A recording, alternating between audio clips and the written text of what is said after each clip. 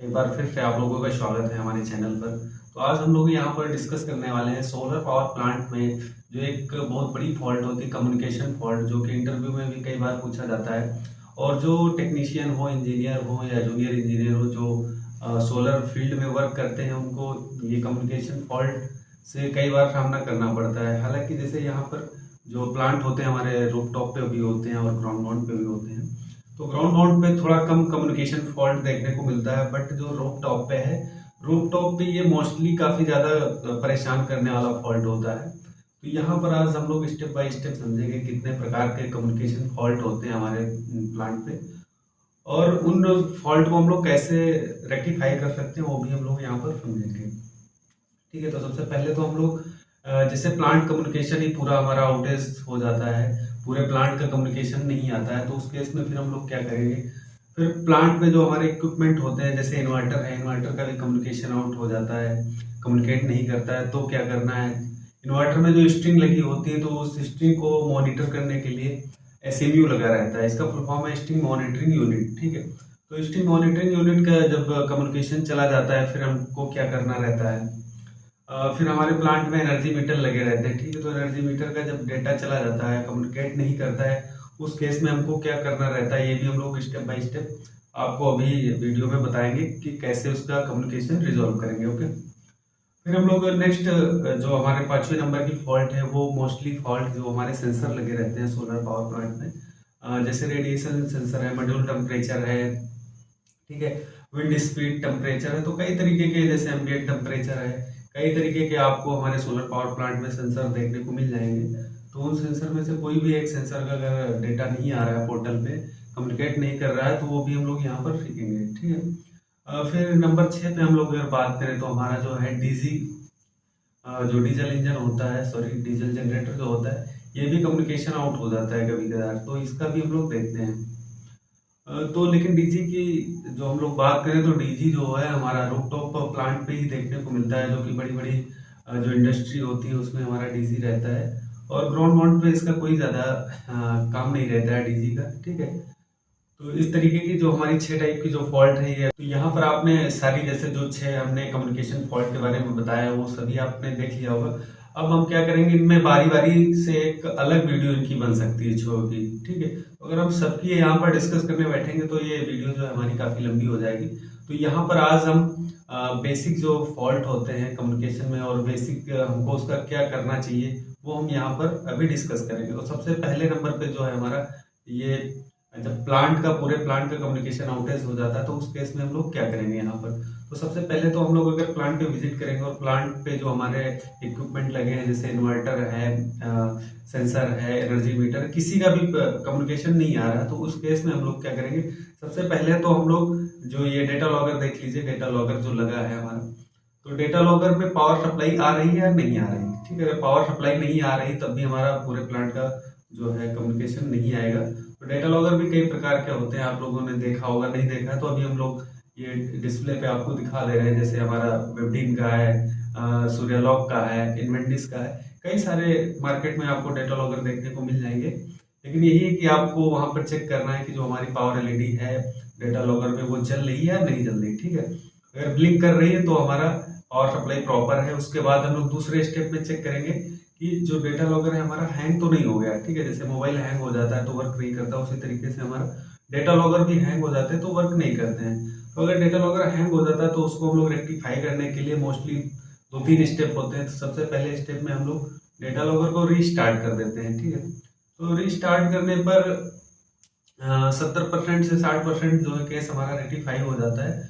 और फिर जो 40% अगर रेक्टिफाई नहीं होता है, तो डेटा लॉगर में क्या होता है, मेमोरी कार्ड लगा रहता है। ठीक है, तो मेमोरी कार्ड वो फुल हो जाता है, तब भी हमारा डेटा लॉगर हैंग हो जाता है। या मेमोरी कार्ड जो है इनक्रप्ट हो जाता है, तब भी हमारा डेटा लॉगर हैंग हो जाता है। या फिर उसके अंदर जो प्रोग्रामिंग होती है वो भी अगर एरर हो जाती है, तब भी हमारा डेटा लॉगर हैंग हो जाता है।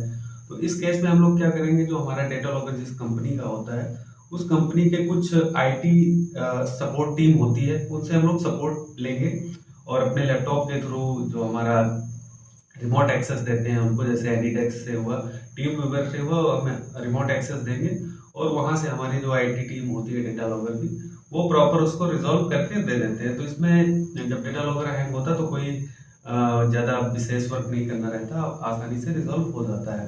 ठीक है, अब हम लोग अगर उसी में बात करें तीसरे नंबर पे, अगर पावर सप्लाई भी है, डेटा लॉगर हैंग भी नहीं हुआ है, तो तीसरे नंबर पे हो सकता है आपका जो डेटा लॉगर में सिम पड़ी है उसका रिचार्ज खत्म हो गया हो। तो यहाँ पर हम लोग तीसरे नंबर की बात करें तो क्या होता है, डेटा लॉगर में जो इंटरनेट हम लोग प्रोवाइड करवाते हैं तो वो इंटरनेट हो सकता है एक्सपायर हो गया हो। तो मोस्टली हम लोग क्या करते हैं, डायरेक्ट सिम डेटा लॉगर में डाल देते हैं। तो वो सिम निकाल के हम लोग मोबाइल में चेक करेंगे, तो मोबाइल में उसका डेटा चेक करेंगे। अगर डेटा नहीं चेक कर पा रहे तो आप कोई सा भी ब्राउजर ओपन करके उस पर कुछ सर्च कर लीजिए।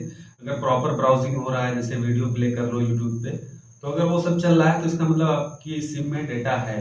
ठीक है, कहीं कहीं पर डायरेक्ट हम लोग सिम नहीं डालते हैं, वहां पर नेटवर्क इशू रहता है तो हम राउटर का यूज करते हैं। ठीक है, राउटर से हम लोग फिर लैन केबल के थ्रू इंटरनेट उसको प्रोवाइड करवाते हैं डेटा लॉगर को। तो उस केस में भी हम राउटर का भी निकाल के सिम चेक कर लेंगे कि हाँ उसमें रिचार्ज है या नहीं है। अगर प्रॉपर रिचार्ज है फिर भी डेटा नहीं आ रहा तो नेक्स्ट स्टेप हम लोग चेक करेंगे कम्युनिकेशन केबल। ठीक है, तो जो डेटा लॉगर और इन्वर्टर के बीच का जो कम्युनिकेशन वायर होता है, केबल होता है, जिसको हम लोग लैन केबल या फिर कैट 6 केबल या फिर RS485 जिस तरीके का भी हम लोग केबल यूज किए हैं उसको प्रॉपर हम लोग चेक करेंगे। अब उसमें चेक क्या करना है आपको, सबसे पहले तो डेटा लॉगर में जो केबल लगा है या लेन केबल लगा उसको हम प्रॉपर देखेंगे, उसमें प्रॉपर टाइट है या नहीं टाइट, लूज नहीं होना चाहिए। ठीक है, फिर दूसरे एंड में हम लोग यहाँ पर देखेंगे कि जो इन्वर्टर लगा है, ठीक है, तो इन्वर्टर में जो कम्युनिकेशन पोर्ट है उसमें प्रॉपर लेन केबल या फिर जो हमारा कम्युनिकेशन वायर है वो प्रॉपर टाइट है या नहीं टाइट है। ये दोनों हमको इंश्योर करना है कि दोनों एंड से, लॉगर एंड से और डिवाइस एंड से, जो भी जैसे हमारा इन्वर्टर है उसमें प्रॉपर टाइट होना चाहिए। ठीक है, अगर हम लोग इन्वर्टर का कम्युनिकेशन चेक कर रहे हैं तब। ठीक है, अगर ये दोनों हमारे ओके हैं तब भी हमारा नहीं आ रहा है तो इसका मतलब हो सकता है जो हमारा लॉगर और इन्वर्टर के बीच का जो केबल है, कम्युनिकेशन केबल, हो सकता है उसमें कहीं ना कहीं कंटिन्यूटी डिस्कनेक्ट है। इसका मतलब कहीं पर चूहे जो हमारे कम्युनिकेशन केबल होता है उसको काट देते हैं, या केबल ट्रे में कभी हम लोग ऊपर चढ़ जाते हैं तो केबल ट्रे में क्या है, केबल कट जाता है।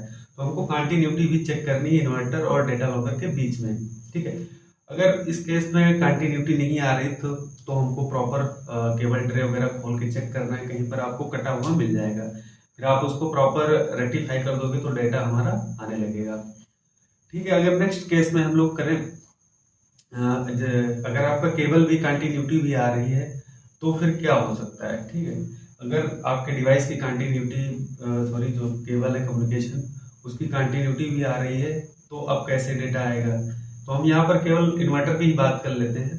तो इन्वर्टर का डेटा नहीं आ रहा है या फिर आपका सेंसर का डेटा नहीं आ रहा है तो हम नेक्स्ट स्टेप क्या फॉलो करेंगे, तो नेक्स्ट स्टेप हमारा रहेगा, जो हमारा डिवाइस है, इन्वर्टर है या रेडिएशन सेंसर है, उसका डेटा हम लोग मोड स्कैन पर चेक करेंगे। मोड स्कैन एक एप्लीकेशन होता है जो किसी भी हम लोग डिवाइस का डेटा जो देता है वो हम उस पर चेक कर सकते हैं। ठीक है, तो अगर आप मोड स्कैन का डेटा नहीं चेक कर पा रहे हैं तो हम एक इसकी सेपरेट वीडियो बना देंगे, लेकिन फिलहाल अभी तो आप कम्युनिकेशन, ये वीडियो देख रहे हैं इसका मतलब आपके प्लांट पे कम्युनिकेशन आउट हुआ है, तो आपको रिजॉल्व करने के लिए दूसरी वीडियो देखने की जरूरत नहीं है।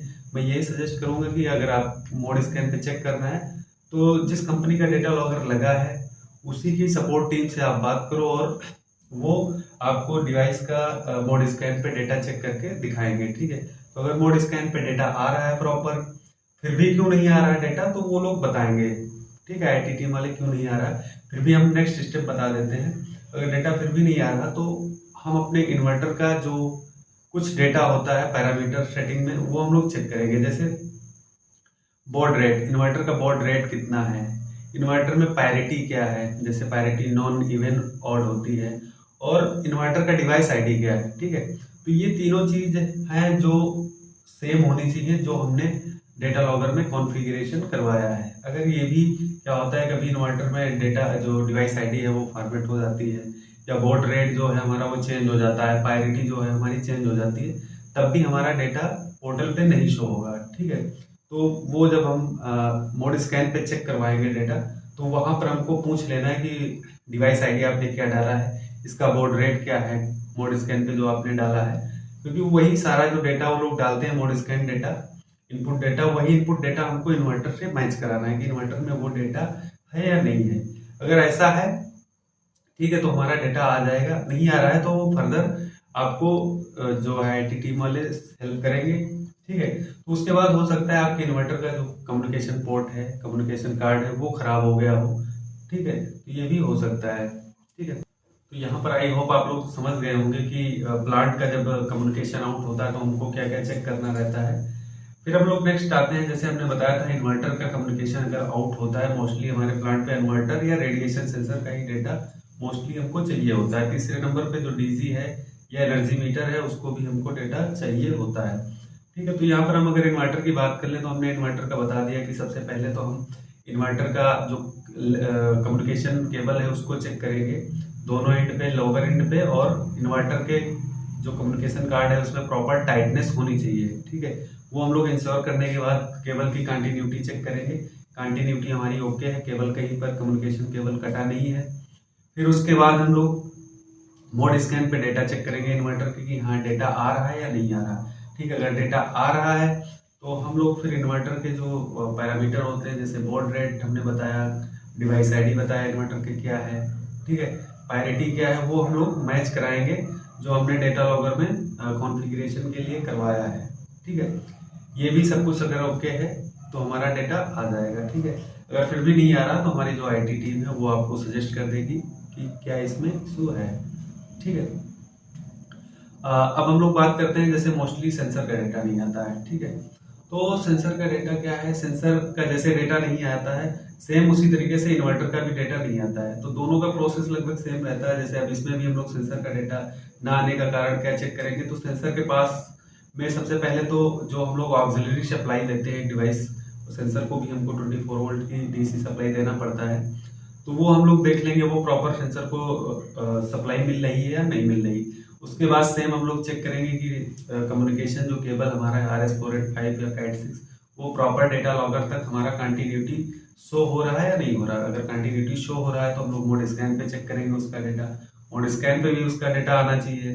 ठीक है, मोड स्कैन पे भी डेटा आ रहा है तब क्या इशू है, हो सकता है प्रोग्रामिंग में कोई जो हम लोग कॉन्फ़िगरेशन बोलते हैं उसमें कोई गलती हुई हो, तो IT टीम से हम उसकी हेल्प लेंगे, तो IT टीम वाले उसका रिकॉन्फ़िगरेशन करके डेटा हमको पोर्टल पे शो करवा देंगे। ठीक है, तो आई होप ये आपको वीडियो अच्छी लगी होगी। हम लोग अब नेक्स्ट वीडियो कम्युनिकेशन के ऊपर बनाएंगे एक सेपरेट अलग अलग, ठीक है, स्टेप बाय स्टेप, इन्वर्टर का हम लोग कैसे कम्युनिकेशन रिजॉल्व करेंगे, SMU का कैसे रिजॉल्व करेंगे, एनर्जी मीटर का कैसे रिजॉल्व करेंगे, सेंसर का कैसे रिजॉल्व करेंगे, और जो हमारा DC है उसका कैसे रिजॉल्व करेंगे। DC में क्या होता है, जब कम्युनिकेट नहीं करता है DC प्रॉपर तो हमारा रिवर्स पावर आने लगता है। ठीक है, तो ये काफ़ी बड़ा इशू बन जाता है इंडस्ट्री के लिए, क्योंकि अगर रिवर्स पावर आती है तो हमारे DC का जो है वाइंडिंग जलने का काफ़ी ज़्यादा चांसेस रहते हैं। ठीक है, तो इस फॉल्ट को हमको जल्दी से जल्दी रिजॉल्व करना रहता है। तो ये अभी वीडियो लंबी हो रही है, हम अगली वीडियो में सबको अलग अलग सेपरेट करके बताएंगे। ठीक है, तब तक